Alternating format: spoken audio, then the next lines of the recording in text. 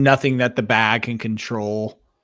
It's just pouring everywhere. It's all in the aisle. Just beans everywhere. And you're just stuck on right now for a while. Yeah, I don't know if it was the Domino's. Oh, dude, the Domino's will do that to you. Domino's will wreck you. You know, my immune system's used to the Domino's by now, or my not immune system. What is it? My gastro system. You never get used to that. You never get used to that garlic butter that they put on either the crust maybe that's what it was. I got the bread bites this time. Oh, the bready peas. Those things will destroy you. Through you. me and Smitty die. Like, we literally can't get them anymore because I just will not stop. I mean, constant farting. Yeah, maybe that's what it is. My go-to pizza is the what's the go-to? It's I go white sauce with chicken, bacon, and diced tomatoes. Okay. It's a solid combo.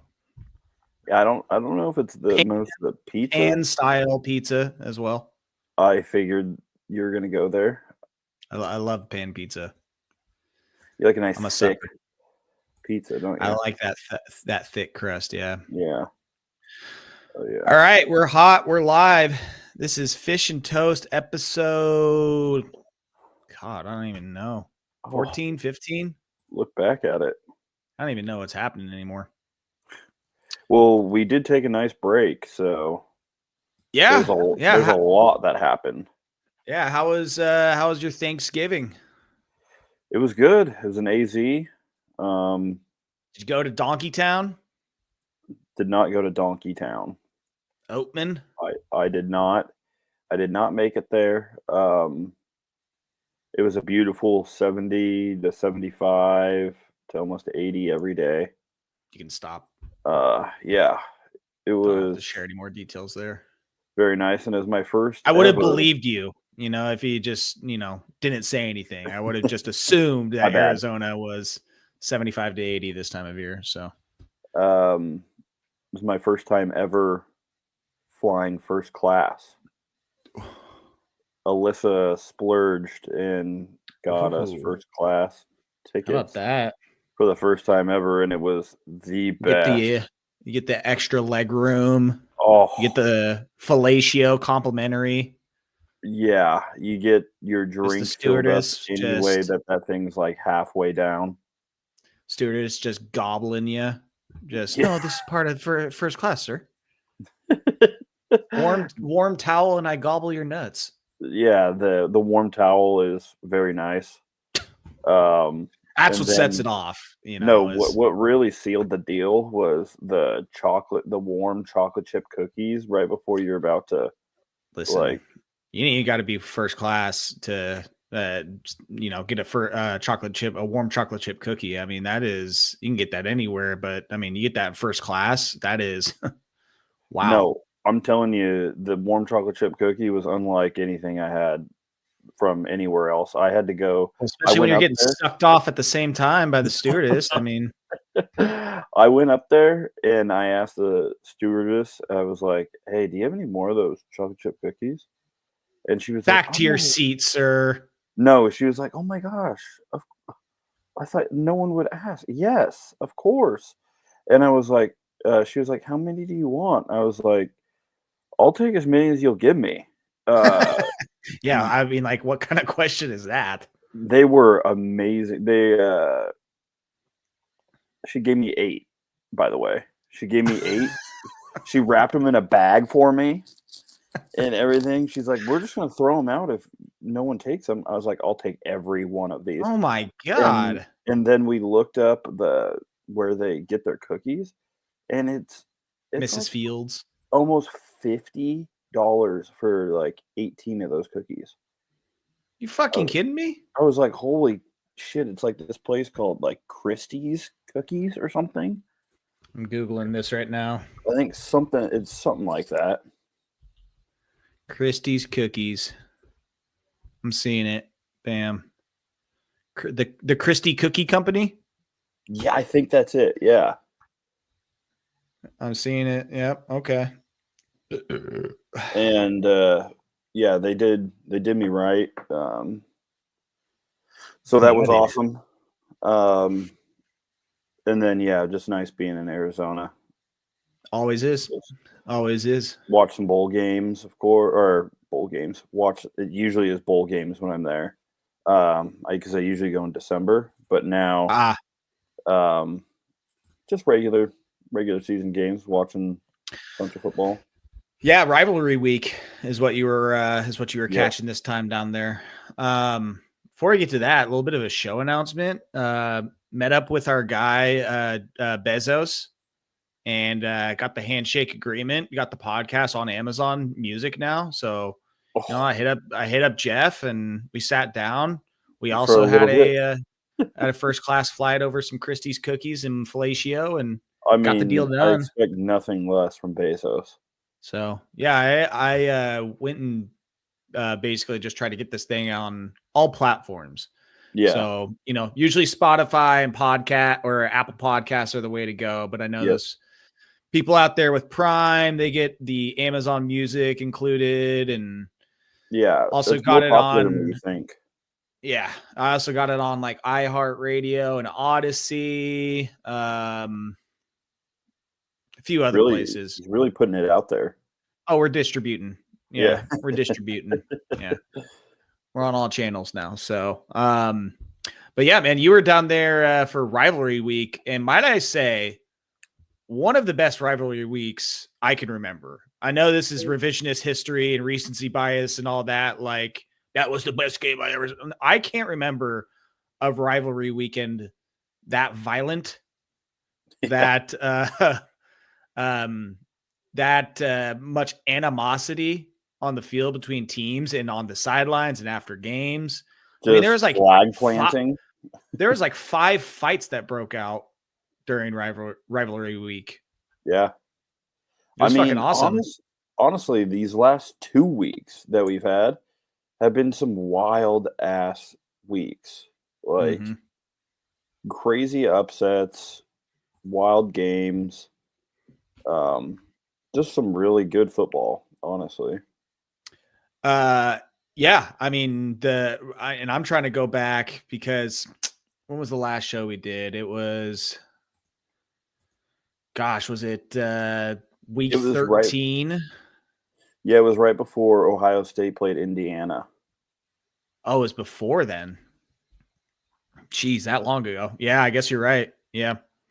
Because we met up the Tuesday before. Boy, a lot has changed since that Tuesday. I mean, Ohio State went from having Will Howard talking a bunch of shit on the sideline to Kirk Cignetti to getting humbled in a matter of a week. It took was 7 days for that to happen.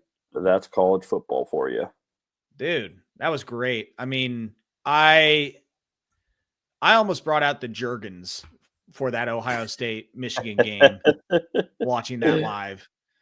And I mean, I go back and forth with Ohio State because they still have so much talent that it's like, there's part of me as an Oregon fan. It's like, I still don't want to see them in the playoff, but God, they looked just piss poor at home against a Michigan team that literally has one of the worst offenses in the country. No, they don't have a quarterback. Yeah. And I couldn't figure out why Ohio State decided to try to keep running at the heart of the Michigan defense. They were just hitting the A and B gap. You needed, if you're going to run outside the tackles. Like, don't run right into Kenneth Grant and Mason Graham. Please figure that out. That was real easy to do. And then they run hurry up one time in the game towards the end of the half. They go down there and score and make it look easy. And you're like, oh, this might get a little ugly in the second half.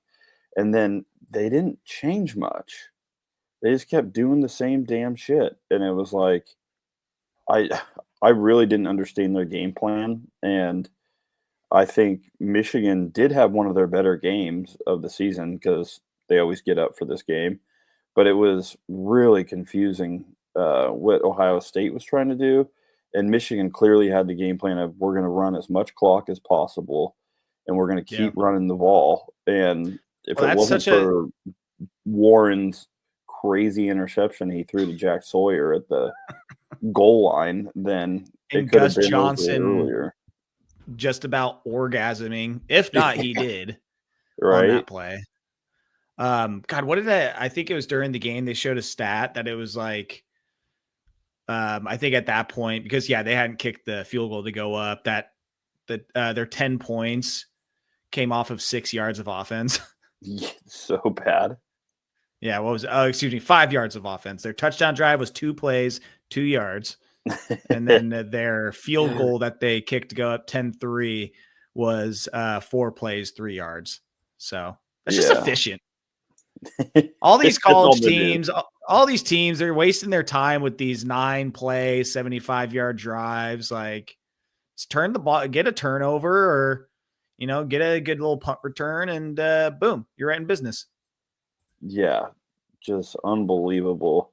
And the 2 missed kicks, like, I could kind of tell that he was going to miss that second one once he missed the first one, because he had kind of lost confidence, I feel like, in that.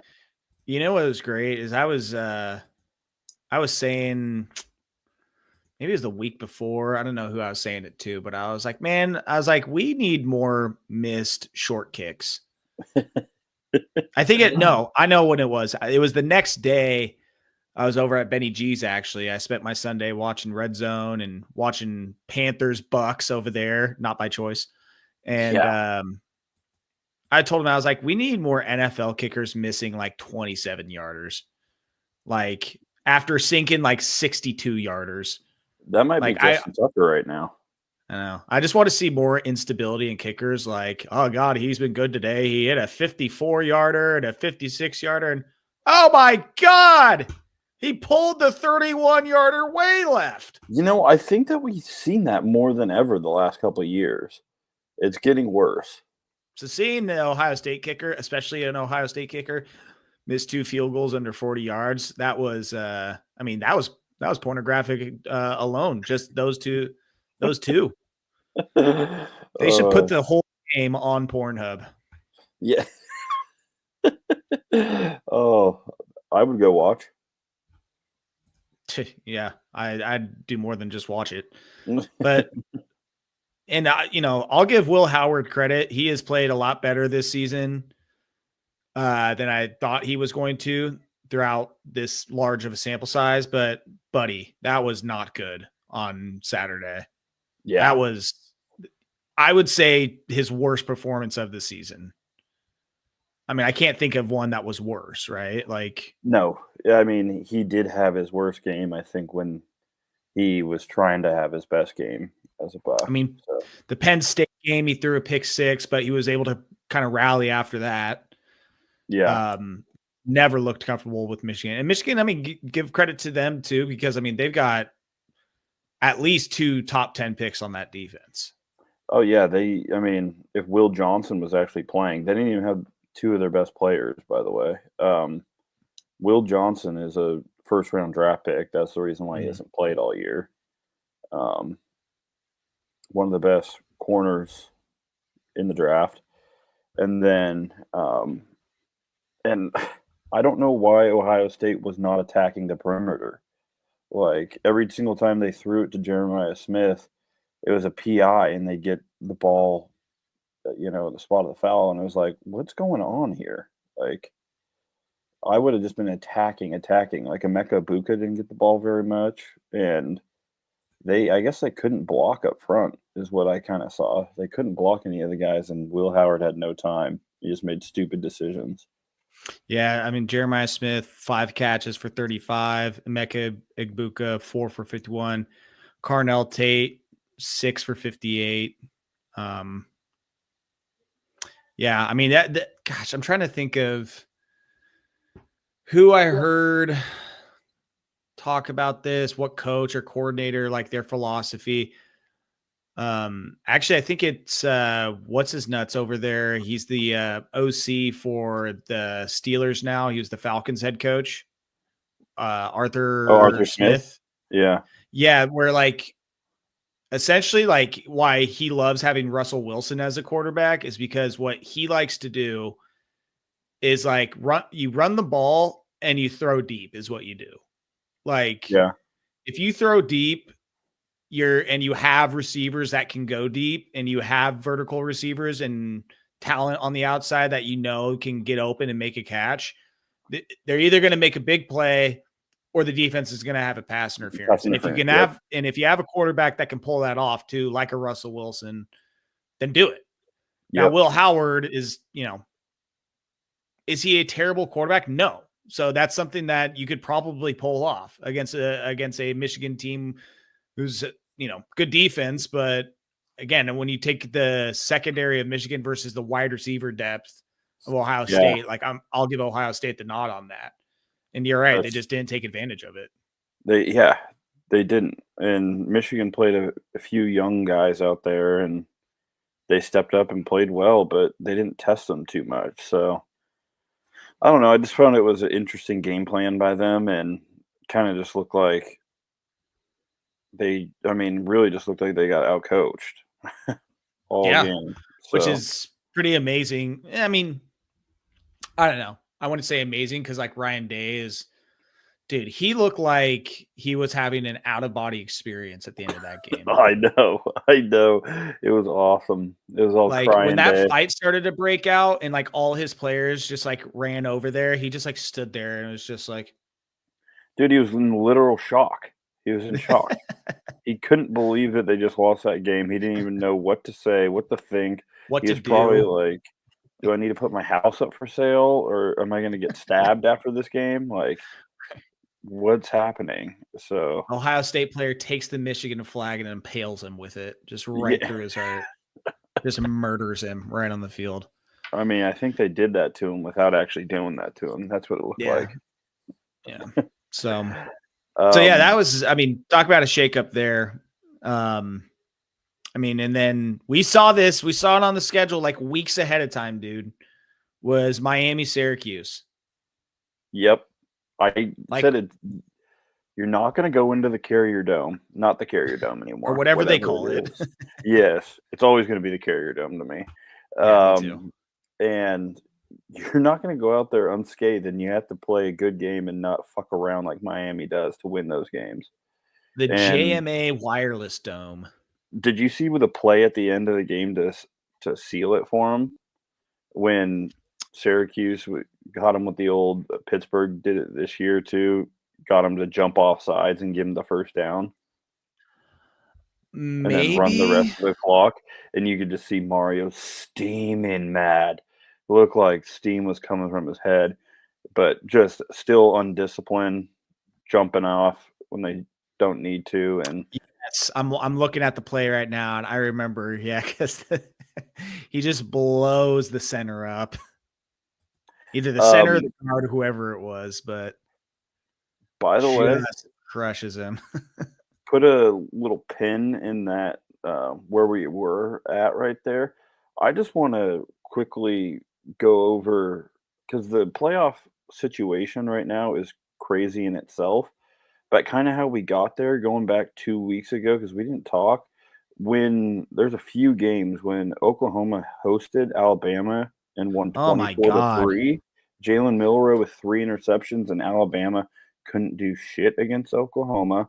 Then we had number 9 Ole Miss go down to 6-5 Florida and DJ Lagway, which is also shook up the playoff picture. Then Arizona State dilly with the 28-23 win over BYU, which they at the end threw that Hail Mary up with like 1 second still left on the clock, storms the field, and then they have to finish one play, and he's just losing it on the sidelines.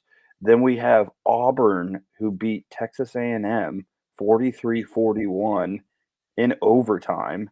And then we have Kansas, who beats Colorado 37-21 and sends them out of the Big 12 championship game. So just those, like, in itself was just wild, all those games, and it really shook up the picture right now. Yeah, it is crazy how, like, quickly we move on to the next week and what happens and stuff like that. Cause yeah, it's just like that happened. And then we have last week where Ohio State goes down and Miami goes down. And then Clemson loses to South Carolina. And Christ, I feel like there was maybe one other one, but no, that was about it in that top 15. But 2 weeks ago, or that same week I'm talking about, the Oklahoma, Alabama, Penn State by a nipple hair beats Minnesota 26-25. That could have been way different right now where they're at. They came out and played pretty well in the second half, but for a while I was like, Minnesota's going to do this. Like, it really did look like that, and we could be playing Indiana right now instead, you know? So. And Boise State getting out by as a proverbial nipple hair against Wyoming. Yeah. By the way, this is where I'm going to ask you, where were you on the, 8 overtime game on Friday night after Thanksgiving? Oh God. I think I was at the lady friend's house Friday night. Okay. Yeah. That was, I was watching it at home, and Georgia Tech was leading at halftime and looking fucking great. And then I think I had left at halftime and like watched, second half, like, well, definitely not driving. I miraculously ended up at her house, and I was also watching the game, but I definitely wasn't driving while watching the game. I wouldn't do that. By the way, that game at halftime was 17-0 Georgia Tech. Right. Yes, because I don't know when I don't think I didn't turn it on like right as it was starting. Yeah. But I saw that Georgia Tech was maybe up like 10-0. Maybe it was 3-0. I don't know. But I turned it on, and yeah, they were fucking dominating them. In Georgia, first time being shut out in a game in like 40 games or something like that, or in a home game. Like, there was some crazy stat that they hadn't been shut out in the first half of a game in fucking like six seasons, 7 seasons, something ridiculous. I couldn't believe the push that Georgia Tech was getting on both sides of the ball. I was really impressed with how physical they were. They were out physicaling Georgia for most of that game. Yeah. And they had their way in the first half, and Georgia somehow rallies in the fourth. Hayes King fumbles the ball on their own 20 or something like that. And Georgia 2 plays touchdown. And even though Hayes King played a phenomenal game, minus that fumble, he threw for 300 yards, 2 touchdowns, ran for 110. 3 touchdowns. So he was impressive during that game. I think he gave him a lot of troubles. Georgia a lot of troubles. Those running quarterbacks give Georgia a little bit of trouble, and that was by far the best game I've seen Georgia Tech play. I came away pretty impressed, and it really looked like no one wanted to score there in overtime.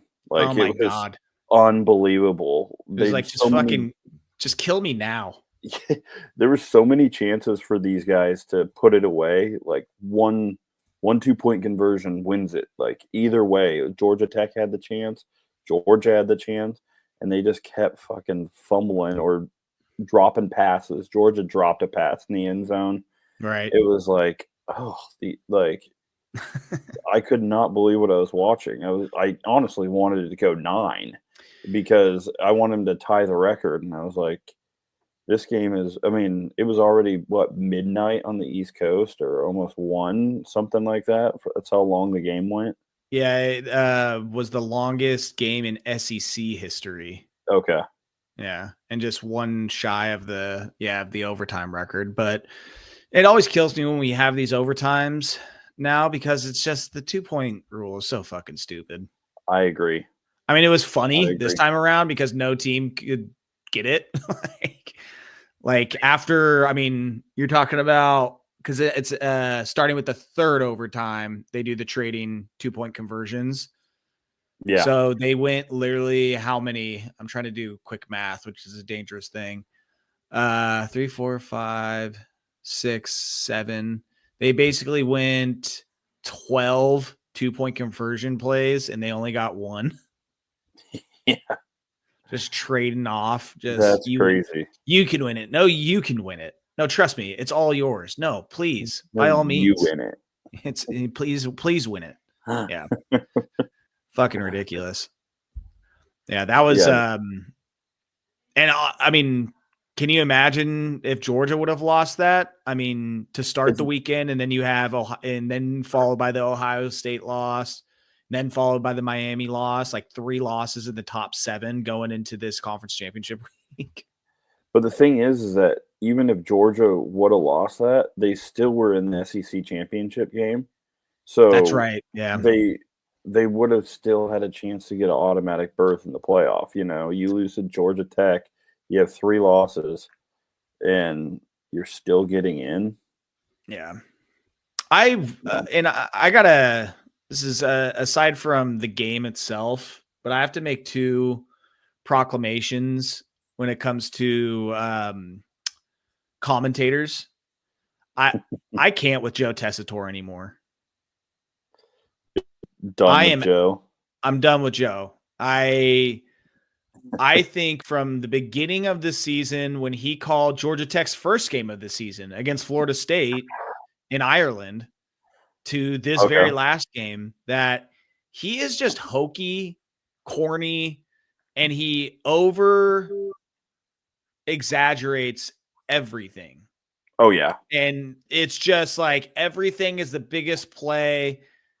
And it's a little bit like Gus Johnson in that sense, where it's just like he's trying too dude, hard. This energy, like, yes, it was an overtime game in this instance, but like he's doing this shit in like the second quarter when a big play happens. He is just Georgia Tech scores, sting them. Yeah. And it's just like, he does it throughout the season. And the other one is Gus Johnson. Like, I'm done with his shtick. And there's part of me that's almost just like, can we just throw Gus Johnson in the closet and then pull him out for when there's like important games for like March Madness, playoff games, I usually like him in March Madness. Yeah, like, because his excitement level like warrants what's going on, right? Yeah. And did you hear him at the end of the game, like when Michigan made that final stop? Like I don't remember what he said. No. So it like they make the stop on 4th down, and he's like, "And Michigan makes the stop," and then it shows Sharon Moore, and he's like, "And Sharon Moore says we didn't cheat this time." I was like, "Oh yeah, I'm sure that's what he's saying right now, guys." Yeah. And also, it was like, I was like, kind of a fucking backhanded compliment, like. Yeah. And then what kills me is, and there was a lot of people that did this when the fight broke out, but I loved how on the Fox broadcast, like they just have a camera on the fight the entire time. And Gus and Joel Klatt are both like, "Oh, this is not good. This is not good. Keep rolling. Keep rolling. This is terrible. This is," and Gus acted like that had never happened before. Like, just a classless move on the point of Michigan. It happened in so many games over the weekend. Just like almost fights or people meeting at midfield after the game. Yes. Because of these flag plantings. Like, it's not the whole idea of planting the flag to Gus was like, it was as if they murdered a child on the field. Yeah. Like, yeah. Oh my God. So those are my 2 proclamations. I'm done with Tessitore, and I'm done with Gus Johnson. Okay. And especially Gus Johnson, like that Jack Sawyer interception. Yeah, where he got the ball thrown right to him.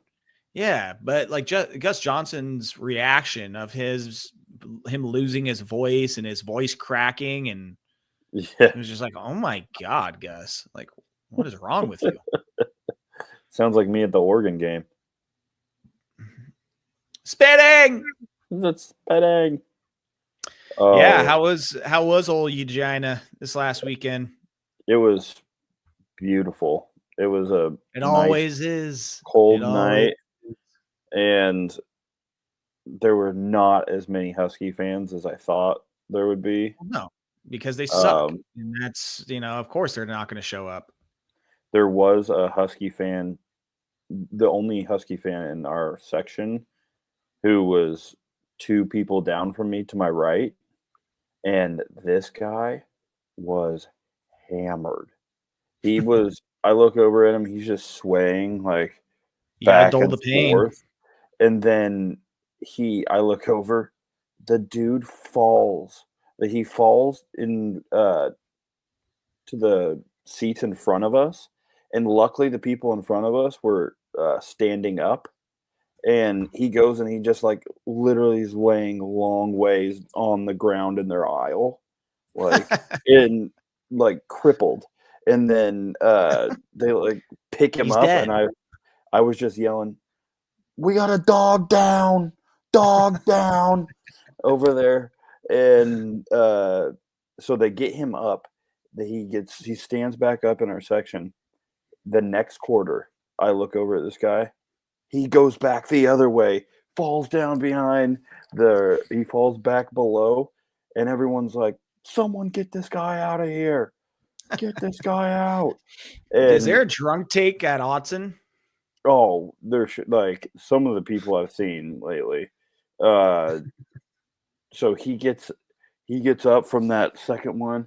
He's all pissed off at everyone, and we're telling him to like everyone's like, "Get this fucking guy out of here." And I'm still yelling down dog at him.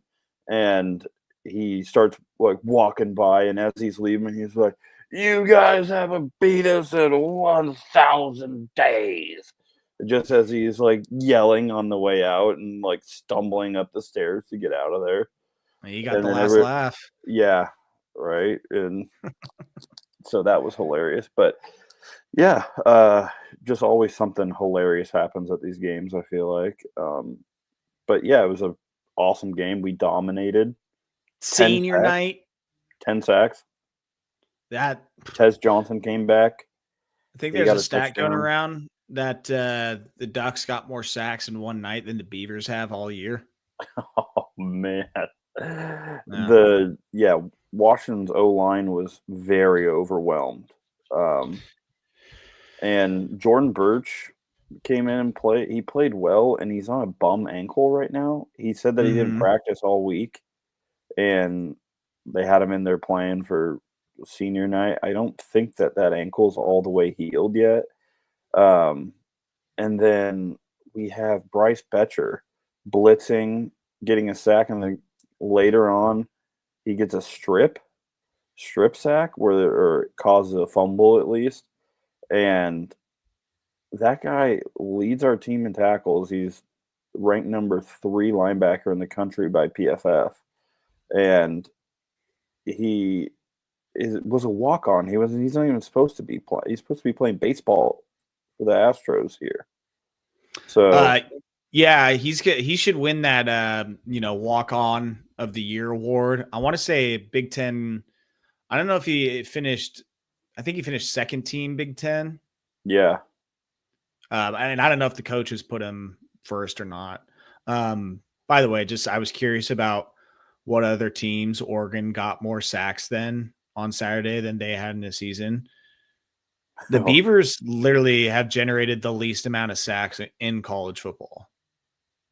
Oh man. They are dead last in college football with 7 total sacks on the season. That's so bad. They get 0 pressure. 7 sacks. Every other team has at least double digits. Mississippi State has at least 10. That's bad. That's fucking atrocious. Yeah. Could not be doing that. Anyways, I digress. But I'll be honest with you though, man. The offense, it scares me at times, and not in a good way. Yeah. Like they start slow. I feel like they at first were like, all right, let's give Jordan James the rock. Oh, that was working. All right, let's completely abandon doing that. I do agree. Jordan James. And then they were like, oh, well, okay, maybe we should go back to doing that.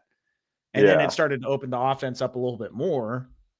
But I don't know, this entire season, I have just had these moments where I'm like, what are we doing out there? Like, whether it's stalling out, starting off halves slow, throwing fucking interceptions in the red zone. Like, if there is a trust factor on, our defense versus our offense, like I trust the defense for Oregon exceptionally more than the offense. Yeah, I totally agree with that. I don't know if we are, because I feel like at times we're very vanilla, and I wonder because the team that when we played Ohio State offensively, we took shots down the field. It was a lot more open. We ran the ball when we needed to, and ever since then, it seems like we're kind of holding something back because we've kind of been able to play these. We kind of sometimes it looks like we run the same like 7 or 8 plays the whole game, and then we just rely on dink and duck, type thing. A lot of it's because the teams are playing cloud coverage over us and literally saying, "Hey, we don't want you to go long at all, so you're just going to dink and duck your way down the field." Which go ahead and do that. Dylan Gabriel's good at that. He'll go fucking 41 for 46, but at the same time, it doesn't always get first downs and it always doesn't look pretty. But I think that I'm hoping that we are saving stuff for the Big Ten championship and the playoff, because in big games, Dan always seems to bring out and Will Stein bring out something that we hadn't seen before. Yeah. Yeah, I mean, as if we're gonna preview this Big Ten championship game, like I fucking, I should. I don't know if it's I should feel more nervous than I do, but there's part of me that when you look at unit versus unit battle, like all right, Oregon's offense versus Penn State's defense, like it's gonna be good. Abdul Carter is really good. Penn State's D line's really good. I think that they can definitely cause problems. Yeah, and keep the offense in check, but I still think I like all of the Ducks pieces. Like I love the running back duo. I love the wide receivers. I love T. Ferg. Like I think that over the length of a game, like the offense can wear on Penn State and eventually score, 28, 30, 35, whatever the case is. When I look at the other side and it's like Oregon's defense versus Penn State's offense, and I'm like, not even fucking close competition wise. Like Oregon's defense, I've been hanging my hat on them all year long, saying they're going to keep us in games. That is going to be the unit that wins us anything this year. That if the expectations were the destiny is for them to win the Big Ten, for them to, I mean, after the first couple of games, it was like the defense is going to be a problem for any team that they face. And so when I look at Penn State's offense, they can run the ball pretty well. They're like top 25 in rushing, I want to say. But as I've said, in that broccoli haircutted fuck, Drew Aller, I did not trust him to throw the ball. So to me, load the box, stop the run, and make Drew Aller beat you, which I don't think he's going to be able to do. No, I agree. Nick Singleton and Katron Allen are pretty much the big, and I guess Tyler Warren. I'm a little worried about. But Andy Kudelnicki, he's honestly, he is such a crazy offense. It's unlike any offense we played this year. Different motions, but he runs really simple concepts out of these crazy looking formations or motions that he runs, and kind of really gets defenses on their heels. So if we can really get in the film room, watch what he's done even at Kansas too, pick up on anything, and figure out what kind of scheme he wants to run that game, I feel like we can do pretty well. But I also don't think Penn State has played a D line like ours. I really have, especially holding was it Jonah Coleman to 3 yards rushing on 11 carries last week. Yeah. I mean, the offensive lines are a little bit different between the two teams. I will say that, but our defense has done a pretty decent job at stopping the run most of the year. So if we can do that, and make them one dimensional and try to throw, then I think we're in a really good spot. That's why I could see this game being not as high scoring, but at the same time, I thought that about the Ohio State game, and that soared over. So yeah, I hear you. It's like, I said a couple minutes ago, it's like I could see, just the offense wearing on Penn State and putting up, like I said, 28, 31, 35 points, but also I could see the Ducks scoring maximum, 27, 28 in this. yeah, That's kind of the number I keep going back to with them, like offensively. Like they'll just wear them down, they'll do enough, and then Penn State's offense, I just do not trust yeah, to be able to keep up and be able to get enough plays from their passing game to be able to match what the Ducks are doing. So like I'm kind of in like the 28, 17, 28, 21 range, like somewhere around there. Again, like even like thinking Penn State of scoring 21 points, then you're absolutely right. Like Tyler Warren, like that's going to be the toughest challenge for the defense. I mean, they put him in the Wildcat too. They put Tyler Warren in the Wildcat, and even though everyone knows that he's going to run, he's still effective out of that formation. Well, we saw like the trouble even that the Ducks kind of had with tight end from Michigan. What's his nuts? Oh, Loveland. Colston Loveland. Yeah, that he was able to have a really good day. And, Davis Warren, he played probably better than he should have. But, you got a good tight end going up against this Ducks team. They're definitely going to look to get him the ball early and often. And I think if we can have someone match up with him that is favorable, it's tough because, like, all of our corners are pretty short compared to him. I do think that Jeff Bossa would be able to run with him, being a converted safety to linebacker. I think he still has the speed to do that. So, or maybe like how much play does like Tysheen Johnson get out there? Like, as far as like matching up with him, like I think that his speed, and he is, it's 5'10", but 200 pounds, a little bit bigger. We'll probably see Brandon Johnson out there a lot, I'm assuming. Matching up. He does a really good job there in the slot. So, we'll see with that. But I think it really could go one of like 3 or 4 different ways. If the Oregon could give up an early touchdown and start slow, like you were saying before, and have to play the catch-up game kind of through this one. Or you could come out and blitz them straight from the start, like they've done in the Illinois game, where they came out. They're like, because right now I'm hearing, Penn State's the most physical team they've seen. They're not ready for that, and that's just fuel for Dan, like right there, to put something. I don't know what's going to be together with the Ducks versus them this week, but he already compared the Huskies to the Nazis. So I mean, I don't know if you saw that. Oh, I saw. Yeah. So it's like, where do you go from there? Do you compare Penn State to, I don't know, like, I mean, Stalin's Russia was, kind of our allies for a little bit. So can't really use that comparison. He'll have them ready regardless. He'll have them ready. And maybe with the Quentin Tarantino theme, he compares Penn State and James Franklin to Calvin Candy and Django and like Samuel L. Jackson. Oh, he's like, you guys are Django and you're Django, and then Penn State is Calvin Candy in Candyland.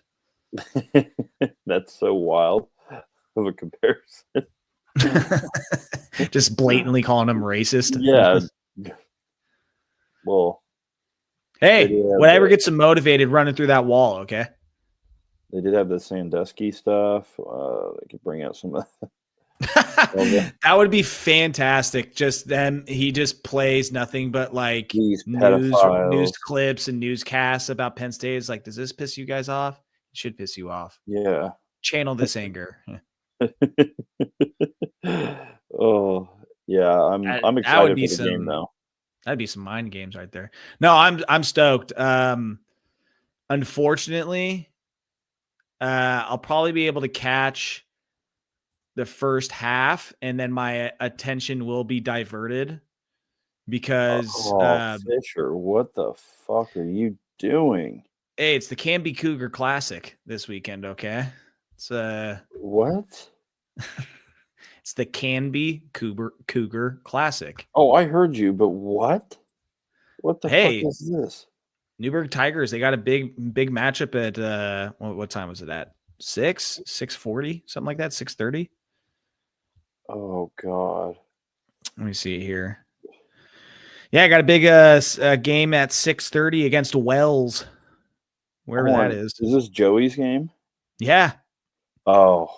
At the Ackerman Center in Canby, Oregon. 6:30 tip-off. What? Why is that 6:30? These tournaments, man. I mean, gotcha, tournament. Yeah, tournament play. Yeah. Joey's got to go get a dub. No, I understand that. You got to eat that dub. But no, I'll definitely be watching the second half. Like I'll have one eye on my phone watching the rest of this game, and then trying to pay attention to Joey. It's going to be tough, but that's brutal, though. Yeah, I mean, it's not my choice, you know. Well, you know, having a son and having him play basketball is somewhat my choice, but the game times. At least, I was going to say all that is great. I'll say that, but the whole game during the game is pretty much unacceptable. They should know. Well, and he was there. He was, because there's two teams for Newburgh, and he was supposed to play at 8:40 and 11 a.m. on Saturday.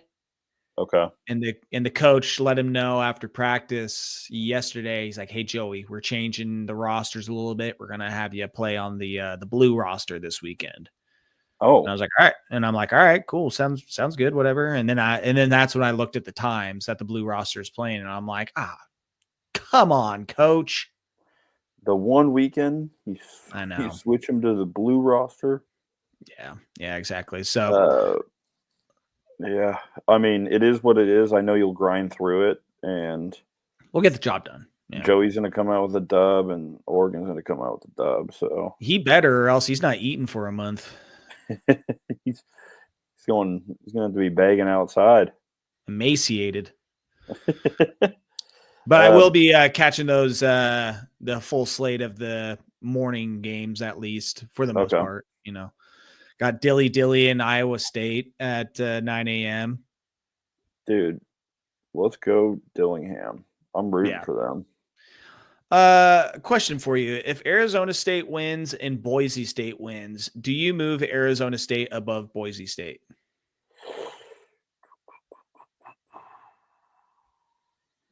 I don't think so. So you give Boise State a first round bye? The only reason I say that is because Boise State only has one loss and it's to Oregon. So to me, that looks like a better resume. And but granted, again, remember the nipple hair in Wyoming. Oh, I know. Well, there's been quite a few nipple hairs for Arizona State. I was going to say, remember the nipple hair in Nevada, the nipple hair in UNLV. I mean, Arizona State was lucky to beat my Texas State Bobcats earlier this year. Okay, they were. I remember watching that game. So I'm just going to say, I mean, that's a team that has gotten better all year and is peaking at the right time. But they got Jordan Tyson got hurt last week. Their leading wide receiver, who's over 1,000 yards, 10 touchdowns, and it's going to be tough to replace that kind of productivity. Yeah, that's a dude that they say is going to play on Sunday also. He'll be playing on Sundays. By the way, do you see the score of that Thursday night game? Like the one that's on right now? Yeah. Oh yeah, I got it right above me in the old in the studio. aka my bedroom. I got it right above the camera. Okay, 31-31 Lions Packers. Yeah, that's pretty crazy. Yeah. But Thursday night football has been pretty solid this year.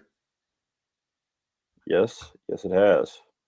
Surprisingly, usually they're just garbage games, but yeah, just the trash. Like I've been seeing the meme going around that like, can you believe that we had the Jacksonville Jaguars and Tennessee Titans playing on Thursday night every Thursday for the last 7 years? yeah, it's bad. Yeah. You'll get to watch the Georgia Texas too, the SEC championship. Yeah, that's that one. Again, that's going to be one where I'm going to have one eye on the fourth quarter and one eye on the Newburgh Tigers trying to get a dub because that game kicks off at 1 and Joey's first game tips off at 3:40. So it's okay. Yeah, that's not maybe I just Nancy Kerrigan Joey before Saturday. Just take him out and be like, "Oh, sorry, coach, we can't come." He'll be good for Sunday though. Yeah, he's sick on Saturday, but he'll be back for Sunday. He's only going to be sick on Saturday. Sunday, he'll be completely fine. But it's so weird how these little bugs you just go right through you. Yeah, exactly. 24-hour sickness. You know how it goes. Oh. But yeah, so that's I mean, in all the other games, man, they're doing all of the other championship games. Now, granted, 2 of them matter more than the others, but Penn State, Oregon, obviously at 5, the Clemson SMU game at 5, and then UNLV Boise State at 5. Tulane that's on Friday, Army. Though. Oh shit, yeah, you're right. Tulane Army is also on Friday. At 5. So. Right. Okay. We get some good games for Friday night at least. There we go. How fucked is everything if Clemson wins that game? Oh, yeah, they'll be taking someone's spot. I don't know whose, but a lot of people are hoping that Clemson loses. Leave them out. Not only would they take SMU spot, but they would take probably an SEC team spot. Leave them out. Yeah, I don't think Clemson's that great. Even though Clemson in South Carolina was a great game last week. It was a great game. And a lot of people think South Carolina deserves to be in there. See, and I don't know. I respect the one thing that if I am on the committee, if I, Joe Fisher, am a committee member, the one thing that I cannot look past is head-to-head. Yeah. And I don't care at what point in the season. It could have happened week fucking 1. And you could be like, well, they're a different team now. I'm like, I don't fucking care. Did the game happen this season? Did that team beat that team? Yes. Alabama, they beat South Carolina. That happened this season. While South Carolina is finishing the year great, playing awesome. Yeah, Sellers looks like a different quarterback. Yeah, Alabama's should get the nod above them because, listen, if they both have 3 losses and everything kind of stacks up evenly, then sorry, like Alabama beat you guys. You should have won that game. I agree because why are we playing the games then? Yeah, that's exactly. If they don't matter, then why are we playing the games? Like it's not a good precedent to set. You should be rewarded for winning a game in the regular season.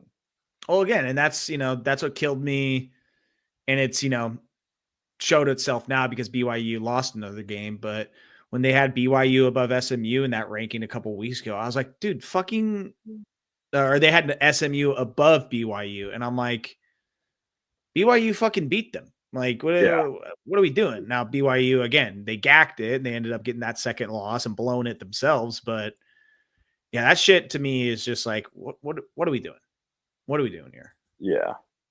No, I'm right there with you. So you're saying that let's say Arizona State wins. Yes. Then you give them the jump over South Carolina because you got at that point they're an 11-2 conference champion. Or even hell, let's say if even Iowa State wins that because then they're an 11-2 conference champion. You have them jump South Carolina, you have them jump Ole Miss, and you have them jump Miami. Yeah. You have them jump Alabama. So. Well, you're talking about Arizona State? Yeah, or Iowa State. Again, you are a Power 4 2-loss conference champion. I do not think you totally jump all those teams, but obviously you get that automatic bid, and you're probably going to be one of the lower seeds. You'll be the 12th. Yeah, probably. Realistically, I mean, I'm just going off of what I think I've seen like the committee do before, and they're just not going to give the Big 12 or ACC that much like credit for what they've done. See, and that's where again, like Clemson, they could fuck it up by because say they win, and then you get the winner of Arizona State, Iowa State. Like, do you bump them both up to 11 and 12, and then Alabama, Miami, see you later? Or Yeah, SMU, like, Miami is for SMU then sure falls out of there. out. Yeah, I mean, there's part of me that, again, like, I kind of want to see Clemson win just for the sake of chaos. Like, and see what this committee does and trying to figure it all out. I want to make their lives a little harder. I know you love a little chaos, for sure. Yes.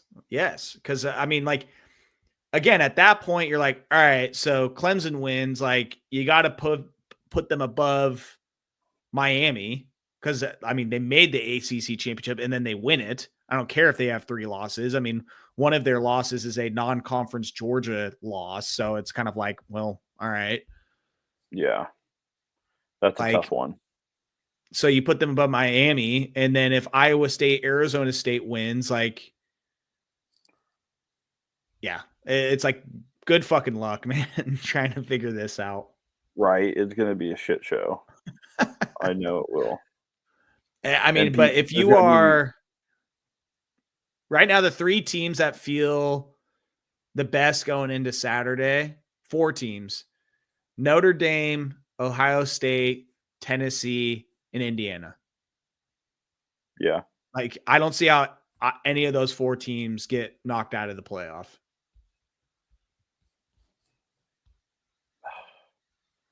There's going to be a few people that are really pissed. A lot of fan bases.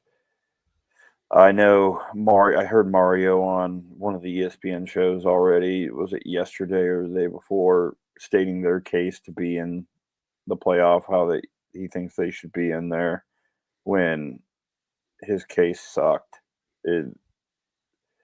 He played every team close this year. They didn't ever have I mean, I guess they had a few. Wake Forest, they blew out like a few other teams, but for majority, they played way too many close games with not great opponents. And then Ole Miss is going to be pissed. South Carolina is going to be pissed. BYU is pissed.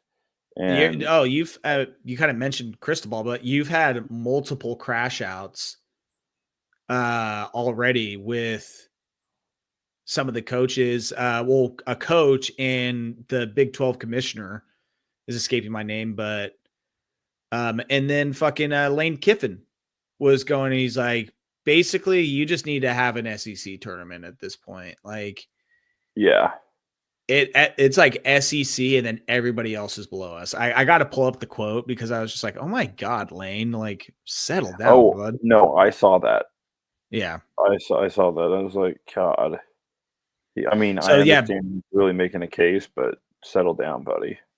Yeah, Brett Yormark is the Big 12's commissioner. Yeah, he was like, he's basically going on, like, his whole point was like, if you have a Mountain West conference championship getting a bye over a Big 12 conference champion, like, that's fucked up. That is just wrong right there. I tend to agree with him. Yeah. So like, I lean on the side of that.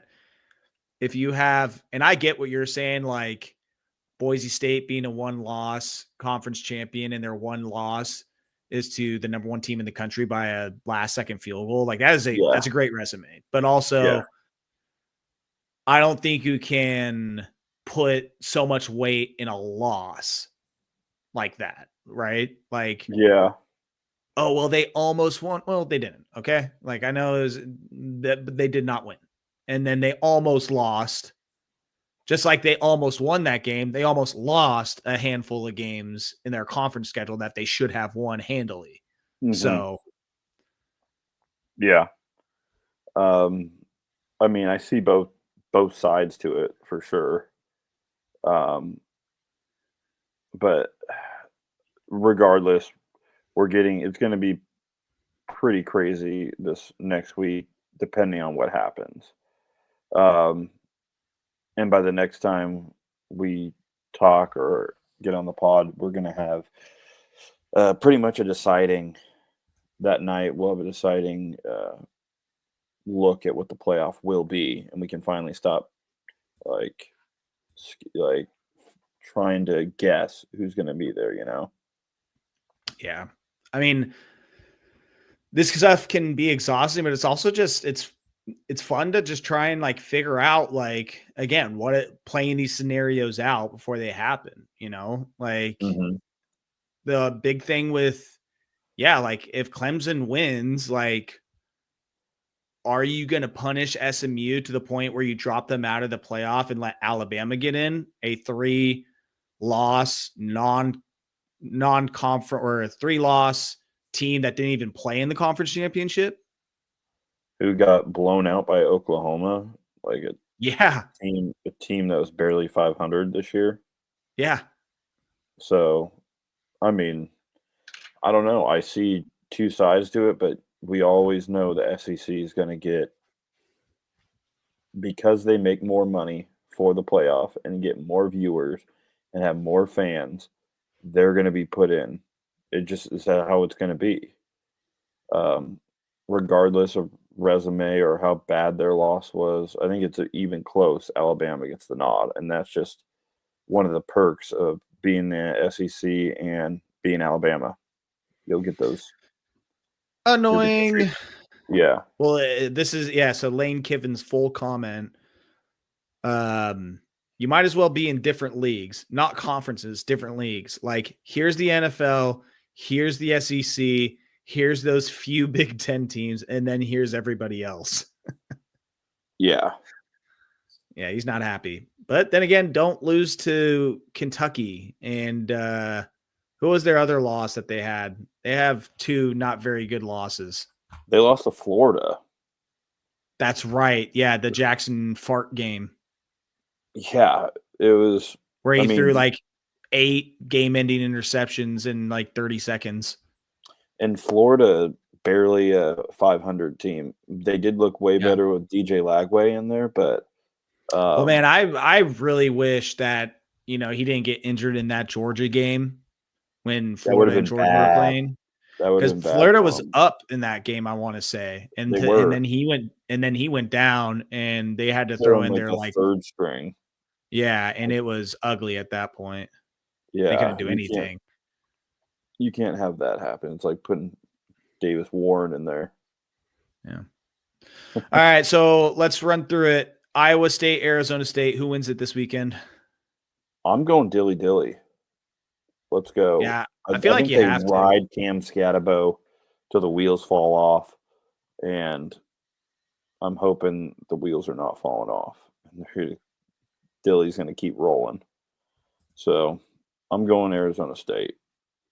Yeah, I feel like, you know, we're somewhat, you know, biased a little bit on that. Being that it is a big former Pac-12 team, but I think they have such momentum on their side right now, and the way that they're playing, just I gotta ride with Arizona State too. Yeah. All right, and then Georgia Texas, the rematch. I think it's going to be, obviously, judging by the spread, going to be a close game. It was kind of weird that Georgia Texas and Oregon Penn State almost have the same spread and total. Yeah, 2.5, 3.5, 49.5, 50.5. Yeah. Yeah, pretty much very similar. I'm gonna have to go with Georgia. They beat them before. Carson Beck played really bad in that first game.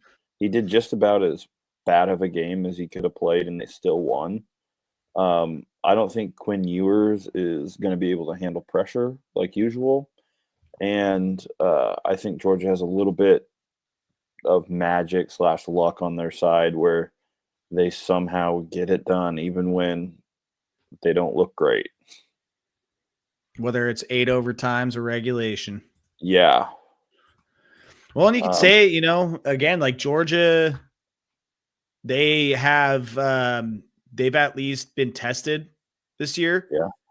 Their schedule has been much tougher, and they actually have some legitimate wins, beating Tennessee and then, Clemson while it was 3 months ago. Just dominating them. And I love Georgia's defense. I think their defense is just stout. It's one of the best units in football. Their coaching staff. Their coaching staff's better than Texas coaching staff. I would take Kirby Smart and that staff over Steve Sarkisian any day. Yeah, so, I'm with you. Very intrigued to see how this line of scrimmage battle plays out, because I love Texas's offensive line. I think that unit, like that, the offensive line unit for Texas is just, dominant. They are really good. But yeah, I mean, the only time they've really been, quote unquote tested this year was against Georgia, and they lost that game. So they weren't very impressive last week against Texas A&M. Like, to the point where I was like, oh boy, Texas is looking like a horse right now going into this game. Like, yeah, I have much more confidence in this Georgia team than Texas right now. I agree with that. By the way, what is the scenario if Boise State actually loses to UNLV tomorrow night on Albertsons Field? Does that really fuck things up, or does that just leave another door open for, let's say, a South Carolina or a... Well, and again, dude, this is where, like, sometimes the committee and people they're talking too much, and they say things that, like, because they came out and said, like, we're not going to punish teams for losing a conference championship game. They will if Boise State loses. And it's like, all right, well, what if SMU loses, right? Like, yeah, it would be only their second loss on the season. One of them close loss to BYU, the other being in this game. But yeah, it's like they are currently they're ranked 8th. So you're going to drop them behind Bama then? Like I said, like that is where I think the biggest debate could come out of this, is if SMU loses and Alabama wins, Alabama's just chilling there. Is that, like, what's the point of playing a tough non-conference schedule now if you're SMU, or even going to the conference championship game? And if Alabama's left out, then yeah, it's like, all right, well, then there's no point in playing a tough schedule. Like, no, I mean, that's why, Michigan's last year when they won, they scheduled cupcakes all the way until they played Ohio State. And then they played in the Big Ten championship, won. The thing is that you're just not going to get in the college football playoff from the ACC and have any more than 2 losses. Or if you get into the ACC championship, it's also almost a detriment, because if you don't win, you're out. The automatic bid goes to the other team you just played. Yeah. So, I mean, weird, but I got Oregon, and I'm saying SMU is going to beat Clemson. I think so too. I think Clemson, I think they're coming into this weird game feeling a little weird. Like, we didn't deserve this. Yeah. Like, what? I mean, obviously they lost to South Carolina last week. But I mean, how many weeks removed? Okay. We're about a month removed from their loss against Louisville. I mean, but you beat Virginia Tech, whoop-de-doo. You barely beat Pitt, and then you got a patsy win against the Citadel. before losing to South Carolina. It's like, okay, the last two quote Oh, unquote tough, whoop-de-doo. and also Pitt just shot themselves in the foot that entire game against Clemson. Yeah. Just actively lost that game for themselves. And they could, I mean, shit, they were in a position to win that game late too and didn't pull it out. Mm-hmm. So I think Clemson's coming into this like, I don't want them to fall for Dabo Swinney's fake preacher inspirational speech of like, we deserve to be here. No one believes in us. Only the man upstairs believes in us. Wouldn't that be crazy if a team with 3 wins won the national championship? Or Yeah, 3 I losses saw him win the saying national that championship? this week too. I'm like, shut up. What history that would make. Get out of here with that nonsense. I know. Drives me fucking nuts. Well, you want to go over to the NFL? Yeah, let's head over to the National Football League.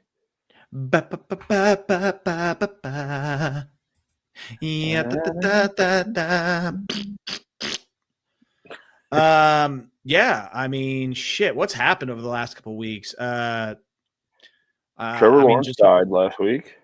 Yeah, Trevor Lawrence is dead. That's right. He's having shoulder surgery, which was kind of surprised.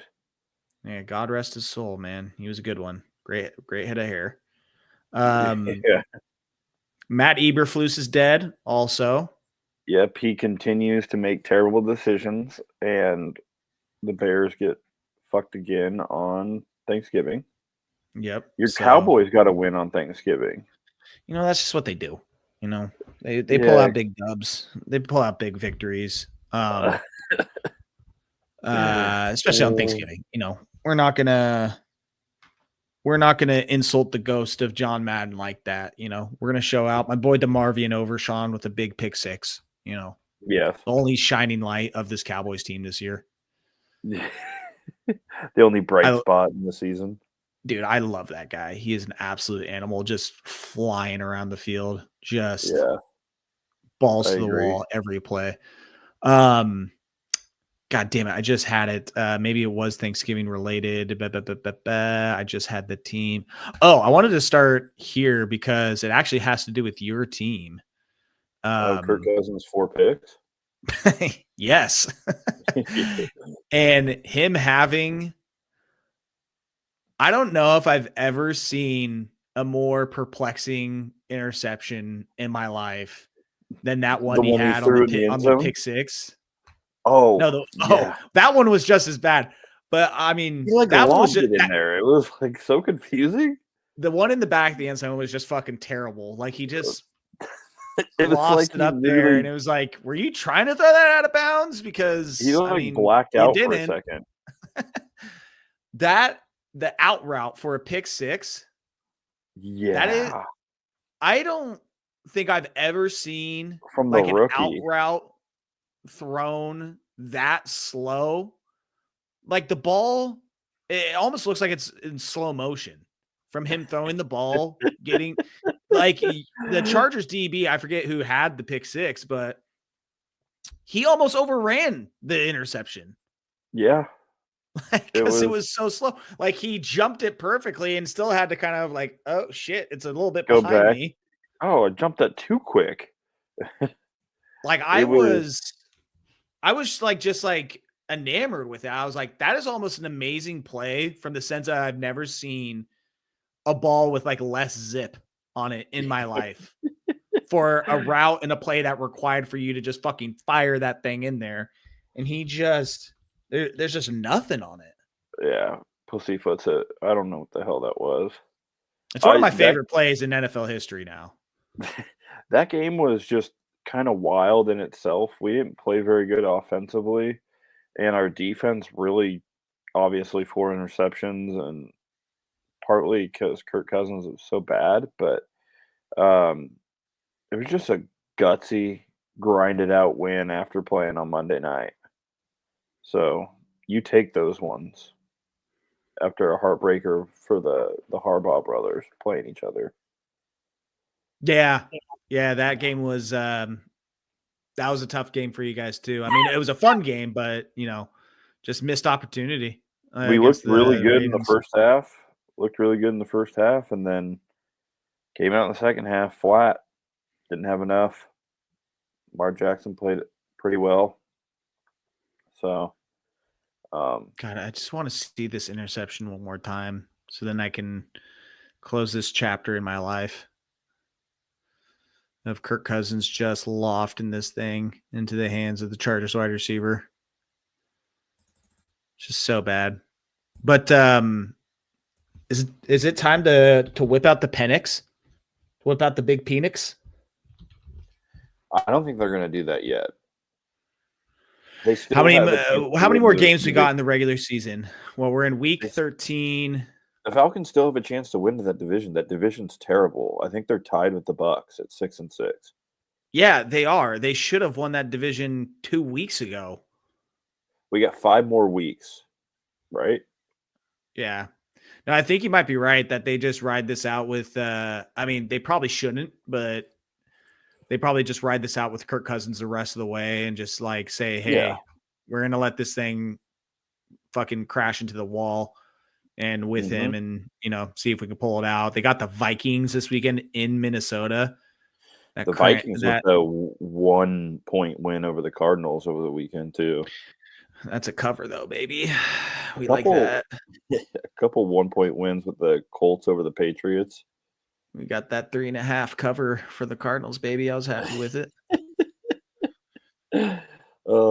My play of the weekend. I'm just looking at the Vikings remaining. I'm looking at the Vikings remaining schedule, and then they'll play Monday night after that. So they'll get Viking. They'll get the. God damn it! I'm getting all crossed up. The Falcons will play the Vikings next week, and then the Falcons after that will play the Raiders on Monday night. So that's the Raiders. And then who are they? The Raiders are bad. Yes, the Raiders are very bad. Thank God. Or is it thank you, God? What's the tweet that Shador has? Oh, yeah. God bless. Yeah, thank you, Lord. Oh, God bless. Did you see the career game from Bucky Irving last week? I'm sure you did because you watched that game with Ben. Yeah, I was forced to. But Bucky, how much does he love Bucky? Oh, I'm sure. I asked him. I was like, man, you got to be really happy with Bucky. And yeah, that was he did not mince words on that. He let me know. He just he's loving the Bucky Irving roller coaster ride right now. Did you see Bucky after the game walking back into the locker room with his like midsection all wrapped up? And he went out earlier in that game because he either took a shot or he fell on his hip, and then he was like he would go in for a few plays and then get subbed out and then throw a heat pad on his hip and wear that for a few plays, and then they'd go on defense, and then on the next series he'd be back in. He'd play for however many plays, go back on the sideline, throw the heat pad back on. He was playing through it. I thought at one point in that game, I was like, all right, we're not going to see him anymore. He's clearly hurt. And then sure enough, I know he kept playing. He kept showing up. He kept getting thrown out there. And I was like, dude, this guy's an animal. He is. He just wants to win. I'm just like, God damn, he's on my fantasy team. I need him healthy. And that was that was a week after he had like what was it 150 scrimmage yards or something like that against the Giants? Yeah, all purpose. Yeah. Yeah. He had a hell of a maybe it wasn't that much, but he had a hell of a game against the Giants too. Yeah. He was really impressive. 154. He only had 12 carries, but 88 yards and a touchdown too. Yeah, 154, and then the Panthers, what was his final number there? 152 rushing yards. What was the receiving yards in that one? If he had any catches, 33, just with 185. Yeah, that's wild. What a back-to-back stretch. Wow, I guess rookie of the year. We might have another competitor. Yeah, put him in there. Have it just be a Bo Nix, Bucky Irving final showdown for Rookie of the Year. Fuck Jaden Daniels. We don't need him. Yeah. Do you know what I'm sick of in the NFL right now? What are you sick of in the NFL right now? So fucking sick of the Kansas City Chiefs winning these buzzer beater games off some fucking bullshit. They barely beat the Panthers, the 3-8 Panthers, by a field goal again. And hey, then, Panthers are a feisty squad. The Bucs barely beat the Panthers. They need OT to do it. yeah, but those are two different caliber teams. And then I know the Panthers Chiefs, are just no, I knew you were gonna fucking do that. No, I'm telling you, the Chiefs, if they win a game by more than a fucking field goal, it's probably gonna happen this week. Now that I say that, against the Chargers on Sunday night, but we'll probably lose by. Actually, I'll tell you how the game's gonna go. We'll be winning the whole game. Fourth quarter is gonna come around. Patrick Mahomes is gonna lead the Kansas City Chiefs down with. We're gonna leave too much time, about a minute and 20 seconds. They're gonna have a timeout. Patrick Mahomes is gonna get them all the way down there. Butker's gonna hit a game-winning field goal, and I'm gonna be in piss. Yeah, Butker's back. That's right. So and then he's gonna get on the mic after the game and tell all the women, "Stay in the fucking kitchen." That's right. Obey me.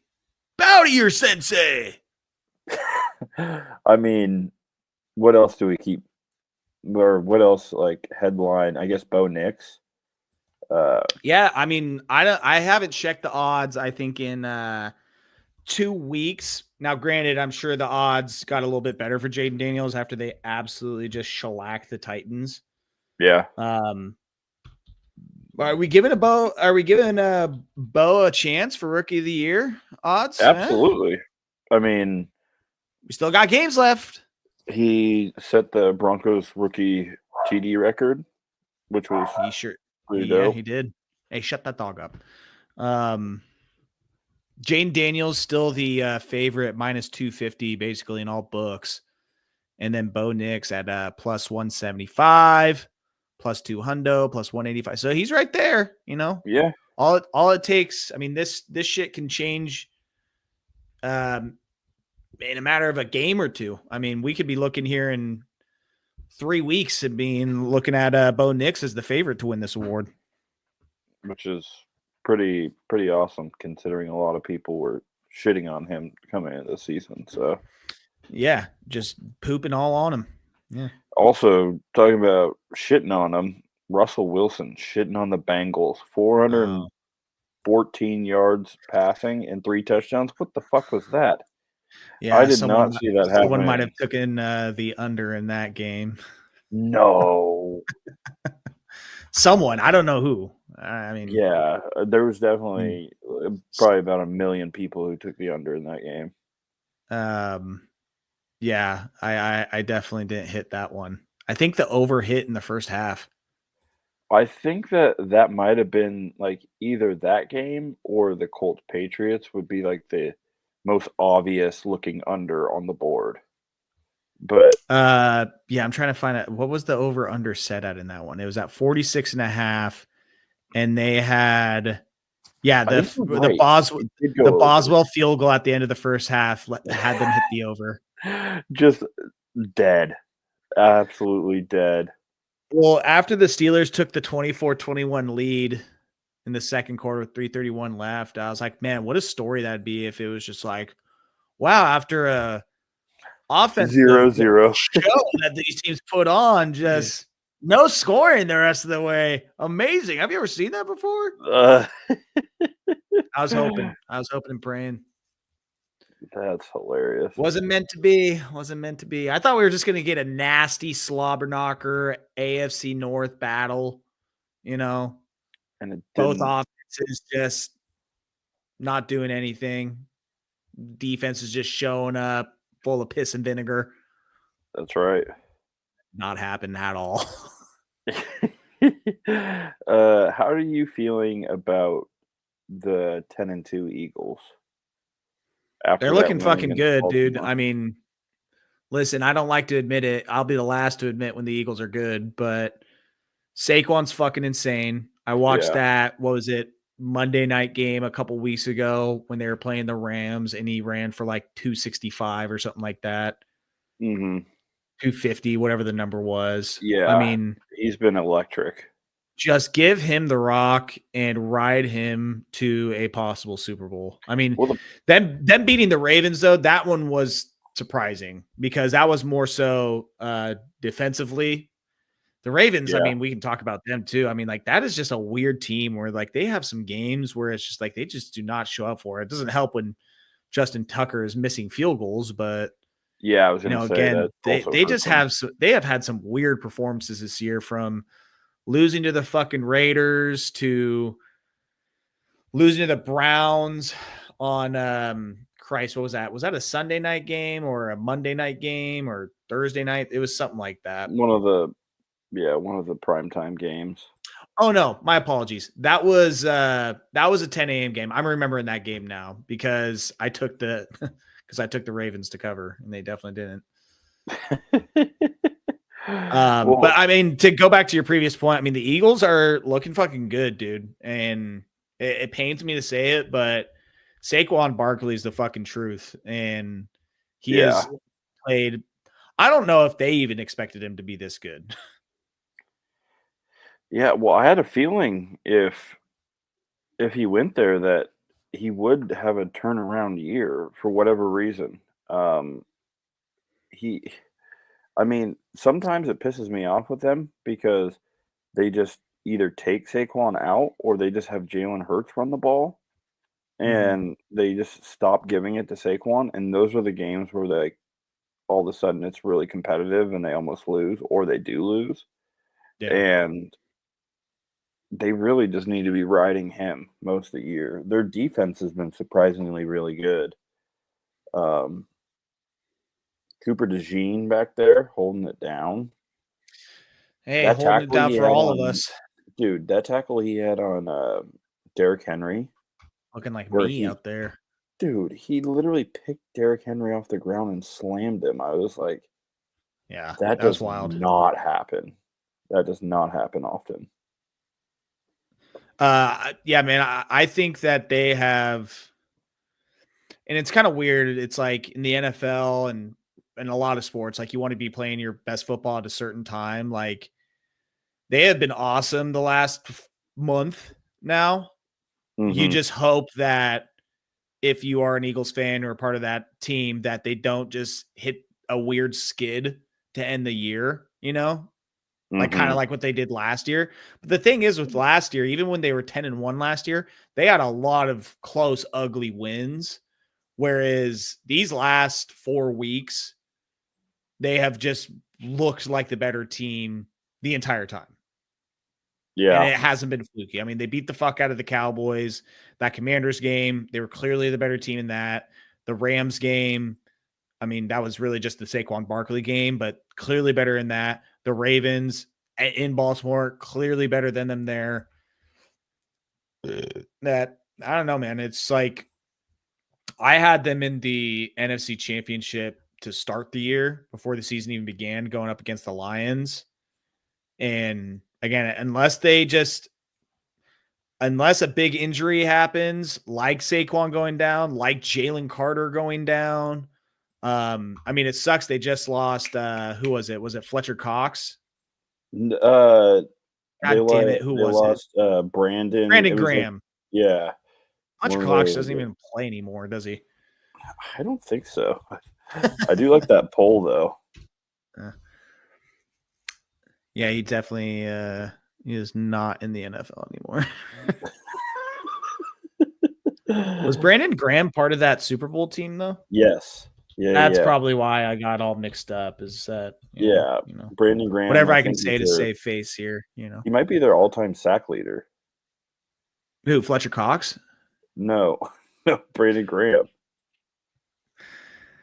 That's wild that Fletcher Cox is 3 years younger than Brandon Graham. Yeah, just not as fast. Big boy. Clearly. But yeah, I mean, I'm not going to say I love the Eagles because that is, sacrilege in my household. You can't be doing that. But if I put my silver and blue aside, I am extremely impressed with how the Eagles have been looking the last month, and they look like probably the second best team in the NFC. I'd put them above the Packers. I'd put them above the Vikings. Yeah. I know the Bucks beat them earlier in the year, but I'm putting them above anything in the NFC South. Okay. And then the NFC West, I mean, who wants to win it? I mean, which, oh my God, I don't know if you caught any of that Seahawks-Jets game. I did. But what, dude, that game was an absolute mess. Yeah, like that was a shit show. And the Seahawks somehow end up winning and covering. Well, granted, they were 1.5 point dogs anyways. So I just needed them to cover that. The fact that they even won at all. Like they had one drive where they were inside the 5-yard line and they got like 8 chances to score within the 5-yard line and they couldn't do it. Yeah. It was a struggle for those teams, man. Dude, talking about a division about like who wants to win it, that game, it was like, who wants to win this game? It seems like neither of you want to win this. Geno Smith is so hot and cold too. Like, yeah. Sometimes he makes some like great plays and good drives, and other times it's just a bonehead. It's just bozo mistakes. Yeah. Oh, yeah, that game. I'm just going back on the play-by-play. Laviska Shenault having 2 fumbles on kickoffs. Fumbled that, yeah. Dude, no way. That guy he's probably cut this week. I didn't look, but he's probably not on the team. That's a shame. That's a former Buff right there. It is. That's pre-Dion Buff. That's probably like a 2-win Buff team. Yeah, I'm trying to get this drive pulled up to count. So 1, 2, 3, 4, 5, 6, 7, 8 plays within the 4-yard line for the Seahawks, and they came away with 0 points. That's unacceptable. And then the Jets immediately fumble. 2 minutes later. Yeah. That is horrible. And then the Jets, they were at least in Seahawk territory. They weren't in the red zone. And then fucking Aaron Rodgers gets sacked, and then he has to throw the ball up on a 4th and 15, goes incomplete. Yeah, that was just such a mess of a game. It was hilarious. Good entertainment, not gonna lie. Yeah, no, I mean, good family fun. It's just a good laugh, honestly. It's comedy. Yeah. But yeah, as far as like other things that have gone down over the last couple weeks in the NFL, I mean, the Bears, I mean, they got rid of Eberflus, but I don't think I've seen a team lose that many different ways in like a 3-week span, from having the field goal blocked to making a drive to tie the game with a field goal and go to overtime, which you then lose, to because of what clock happened. Management. Yeah, and then losing against the Lions on that, whatever you want to call it, final play or lack thereof. Debacle. That was... You have 32 seconds when that play was done. You have a timeout. Either get on the ball and run, or step up and be your head coach and call the damn timeout before that runs out. And try a super long field goal. One of the two. Like, what are you doing? Could not believe. And did you see Eberflus after the game? He was like, yeah, no, I think that was the right decision. He's like, are you high? And you're gone. Yeah. And he's like, oh, no, I'll have my job on Monday. Don't worry. Well, technically he did have his job on Monday for part of it, at least. Yeah. I'm pretty sure he actually got to speak to the press the next day, and then he got fired. Yeah. It was a joke. It shouldn't have happened. They should have got rid of him before, but whatever. He's gone. The Bears season's a mess. they're on to next year already. Yeah. God, to think they were a Hail Mary away from from starting the season 5-2, and now they are 4-8 with 6 straight losses. Was I not saying this, that after that Commanders loss, I was like, dude, this could be like a moment that just absolutely tanks this team. Yeah, lost the locker room. He lost the locker room. They just absolutely fall apart after this. And then sure enough, it has turned into, well, after that game, it's turned into 5 more losses. You were a 1 play away from being 5-2 in the middle of the playoff race. And now you are 4-8 and your season's over. Maybe you can redeem yourselves with a couple wins here late, but you literally have to play all 3 of your division opponents one more time. You have to play the Seahawks, who are going to be fighting for their life on December 26th. Which is not good. And then, but you'll get the 49ers here on Sunday, who are absolutely desperate for a win. And lost Christian McCaffrey for the year. Yeah. Yeah, so, man, I mean, listen, if there's one fan base, one team that I dislike just as much as the Eagles, it's the 49ers. So I can't say that I'm like, oh man, tough break for the 49ers. I feel bad for them. Well, they've been sucks to suck. They've been so good the last few years that it's like you can't feel bad for a team that's just constantly in the playoffs or in the fucking Super Bowl. So, I mean, you don't ever like to see someone get hurt like that, but the 49ers have not been good this year. They've dealt with way too much injury stuff, and they don't have the depth right now to keep up, and they haven't looked good. So it is what it is. You might not be that good this year. They already seem like they might be starting to look at next year. So, as they should. And we go yet another year that the Cowboys have won a Super Bowl more recently than the San Francisco 49ers. Crazy. Burn. Total burn. Crazy. Put some aloe vera on that bitch. But yeah, I mean, Giants, they suck. They get rid of Daniel Jones, who still doesn't have a team. No, he does. He's in the Vikings. The Vikings picked him up? Yeah. I completely missed that. Yeah, he's second or third string on the Vikings. He's blowing the horn for Minnesota, huh? Yep, back up to Darnold right now. Oh boy. All right, well, let's take a look at some of these matchups for this week then, coming up. I mean, you have a vaunted AFC South matchup between the Jags and the Titans. Can't wait for that. You got the Kirkers rematch of Falcons at Vikings, as we referenced. God, we got the poo-poo bowl, 2-10 Jags against Titans and 3-9 Titans. Yeah, that's what I'm saying. The vaunted AFC South matchup. I'm surprised I'm surprised that wasn't on Thursday night. Yeah. Right. What the hell? A lot of weird matchups, like of really bad teams either playing each other or really bad teams playing against good teams.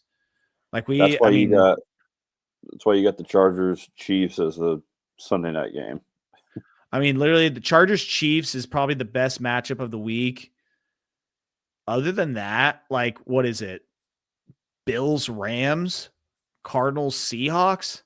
Cardinals Seahawks. I'm going to give them that. Yeah. God, they just played like 2 weeks ago too. That's always a good divisional game. The NFC Falcons, Vikings. I don't know. Again, that's what I'm saying. Like that has playoff implications, but you're right. I wish there was some sort of like, is there some sort of metric or like some way we can measure like what games are the most important, like, or what we should care about? Because also the way that Kirkers was playing last week, it doesn't really give me a whole lot of, oh boy, I need to see this Falcons performance.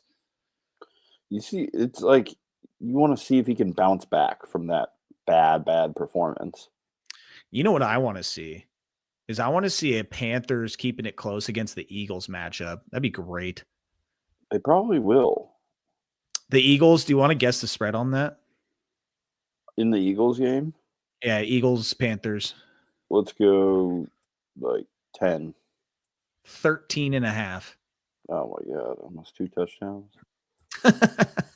That's a lot in the NFL. So I know. There's part of me that kind of wants to lay a little scush on the Panthers to cover that 13.5 just for shits and gigs. I don't blame you. They don't want to give the Panthers that full 14, which is they're a feisty bunch the last few weeks.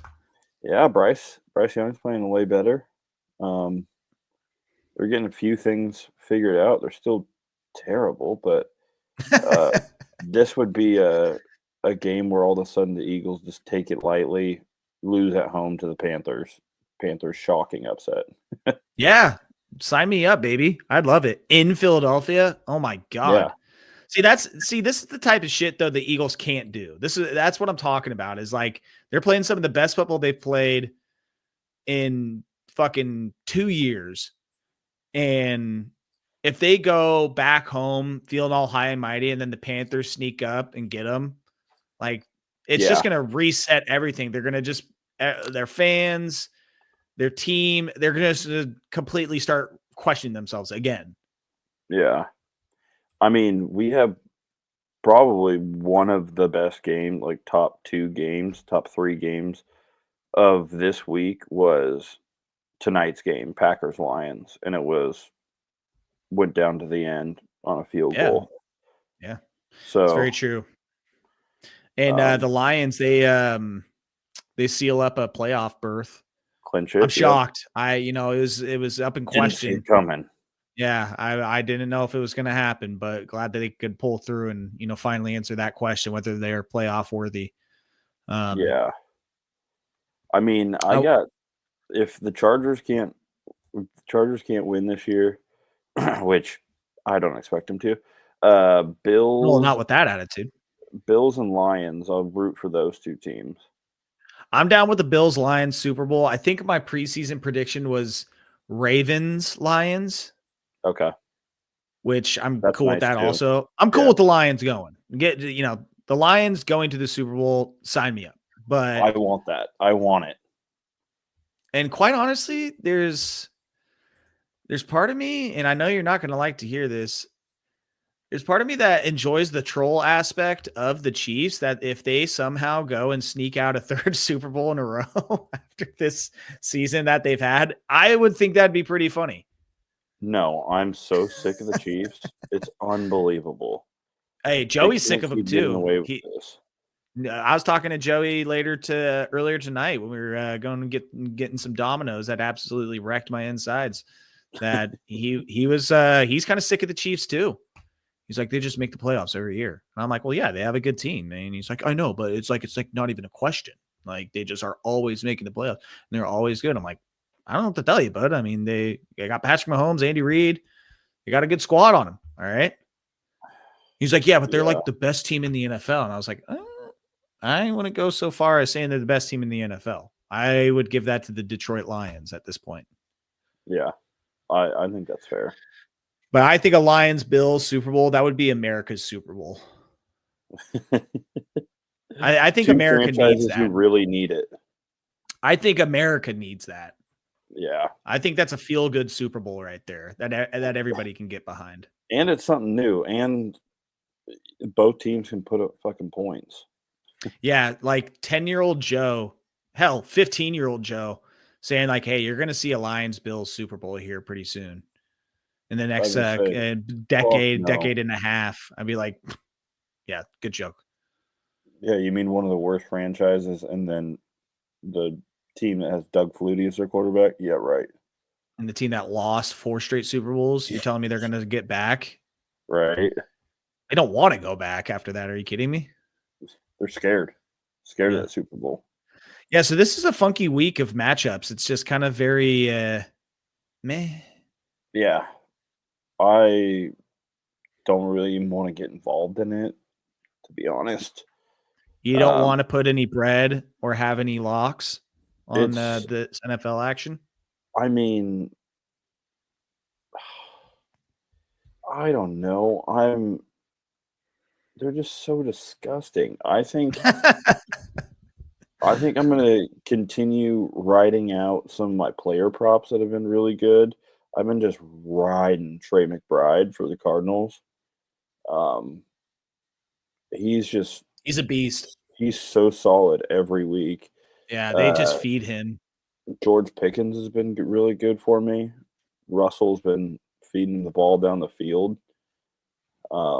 And then Nico Collins every week. It seems like I'm like putting him to get 80 yards and the guy's over 100. So I'll be looking at those guys again. Are the Texans even playing this week? Probably Who? not. The Texans. You got a week off. Dude, the Texans have pissed me off this year. They're annoying. You're on the Monday night game against a team that desperately needs a win. That's the Simpsons game, bro. Yeah, that I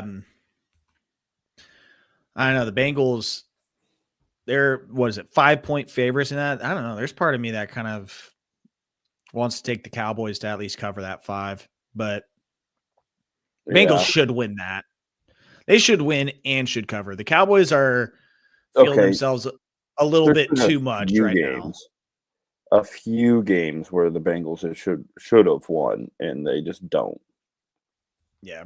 The frustration in that locker room is 10. It's palpable. I haven't watched the new Hard Knocks yet, but I'm excited to. The clips I've seen of it are pretty good. Oh, yeah. Isn't it AFC North? Like Hard Knocks? They did like a back and forth between the Steelers and Bengals when they were playing last week because it's that like recent, obviously. And that was kind of cool to see them prepping for each other. Can we just get Jameis Winston for like 8 episodes? Yeah, that guy is such a character. He's a man of increase. Yeah. Please, Lord, deliver me from pick sixes. It's so great. Oh, it's just perfect weather for a football game. The Lord. What was the Jameis Winston stat that I saw from Monday night where it was like, if you took his passing yards and combined it with the yards from his interceptions, it's the most like passing yards accounted for, most like throwing yards accounted for a single quarterback in NFL history. Oh my God. Like no player has ever thrown for more and got intercepted for more yards combined in one game than Jameis Winston. And it's like, yeah, that sounds like that is a stat that should be held by Jameis Winston. Yeah. Seriously. Like who else but Jameis Winston to have that record? The one I guess play, just looking at the board right now, that I could be interested in is maybe the Vikings Falcons over 45.5. I mean, that's if Kirk Cousins can throw the ball faster than 40 miles per hour. I mean, I don't care how you get there. Kirk Cousins can throw another 4 picks. They just go all for 6. And we're looking pretty good. That might be Vikings covered in themselves. Yeah, I'm starting to look at some of these as well, these totals. Like, I'm kind of licking my chops on that Saints Giants 40.5, hitting the under. Oh, yeah. That's tasty. I have a few of these futures that I put out. I need how many? Oh, never mind. Brian Thomas went over his season-long yardage total last week for me. So that's going to 5 games to spare. Yeah. It was 750, and he's at 765 for the year. So that was clutch. And my biggest future of the year still has so much life. It's going to be Is it going to be nip and tuck towards the end there? I don't know. I think I might be just so solid. It's unbelievable. What is it? Josh Allen under 13.5 interceptions. Oh, you're good. Yeah, I'm looking so good right now. What's he at right now? 4? Yeah, I think 4. I haven't even looked. I'm pulling it up right now. It's like 4 or 5. But yeah, you gotta be good. I'm Unless feeling, he just hits and he's at 5. So you need to throw you said 13.5. Yeah, so you need to throw 14. Throw 9 more. Yeah. 9 interceptions in 5 games. Well, here comes that Bills collapse to end the year. Yeah, right. That's what is up with Josh Allen right now. I simply went and bet the under on that after he led the league in interceptions last year. So that's smart. So that's smart regression. Play. And getting rid of Stephon Diggs, I think, really helped. Yes. Yeah. It's wild that people are going into the season like, man, I don't know what the Bills are going to look like. You know, now what are they going to do offensively? They don't have Stephon Diggs. And it's like, we're fine. Oh, you mean he's not going to just try to force the ball to Stephon Diggs all the time now because he's just pissed off that he's not getting the ball? So it's like we can actually just like have an offense that caters to what we do best. Oh, run through James Cook, who's really good too.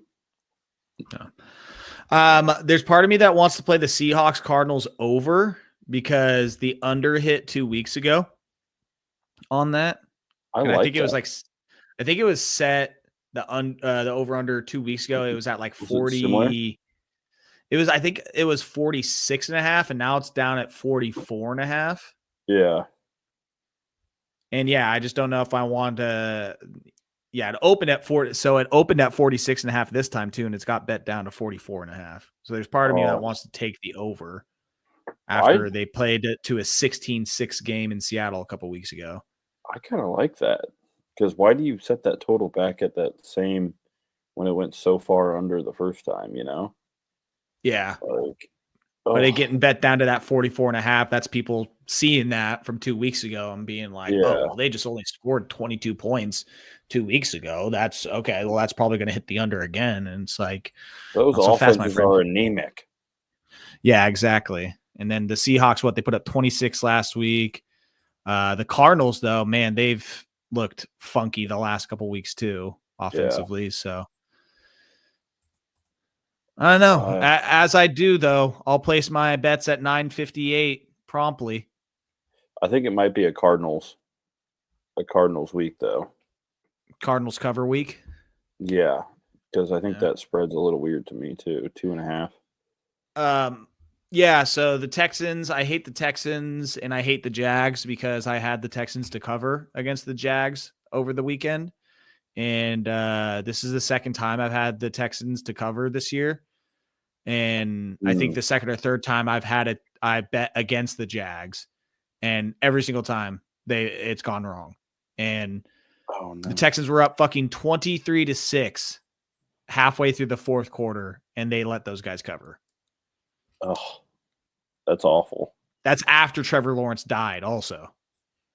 Yeah. Couldn't believe it. Yeah. Insane. Makes me sick. Do you have any more games you're trying to go over, or are you I'm good, bud. Wrapping this thing up? I am good. I'm ready to wrap, put a bow on it, and send it to the distribution channels. Fuck yeah. So, I mean, the next time we talk, we will see if the Ducks are Big Ten champions. And you mean when we talk next, the Ducks will be Big Ten champions. You always do that. You always do that, and I appreciate it. We need that positive energy. Good luck to those Newburgh Tigers this week. Yeah, again, the Canby Cougar Classic, man. It's a big tournament. It's a tough tournament. Joey's playing up on that blue roster. He got the call, you know. Coaches like what they're seeing out there. I'll be creating his On3 account here soon. And You'll see him. You'll Give see him him the with some ball, let him stars roll next to with his it. name. Yeah. No, we'll probably be. Well, he's got practice tomorrow. I wanted to get to the rec center with him. Work on some things. Show him. Help him out with his rebounding a little bit. Beat him in 1-on-1. Haven't done that in a while. Let's do then. Just pull some Doncic shit on him, just play a real slow, methodical bully game and just throw my body into him. Yep. Show him who's boss, dad energy. Buddy, I will be seeing. I'll probably be hearing from you, and I'll talk to you soon. Yeah. What are you doing for the game on Saturday? I mean, not because I want to, not because I'll be able to hang out and watch it with you, but what are you doing? I think might even be getting rare again and going to the dugout again. The dugout, it's there's been some good moments and bad moments there. Yeah, I know about that. Oh, real quickly, I wanted to actually reference it because we had watched this team last year at the dugout, but Creighton getting the big upset on Kansas. Yeah. When I saw that they were playing, I was like, boy, I like Creighton to at least cover that one. I remember watching them in the tournament last year. That's a solid team. And then they just went out and fucking won. And Oregon over Alabama to win that. Win that tournament and squeaking one out against USC last night too, having to come back. Jackson Shellstad with the career high night. Love it. Nate Biddle looks like a 45-year-old man, and I absolutely love it. That hair is so bad. It's a treat. It really is. I love it. All right. Well, that's a wrap. Peace, buddy. That's a wrap. Episode 14, 15, whatever. I titled this, I guess, 14. So that's what it is. We're sticking with it. All right. All right, brother. You have a good weekend. Enjoy the games tomorrow and the weekend. And let's get ourselves a Big Ten championship. Be seeing. All right. Peace, dude. Peace.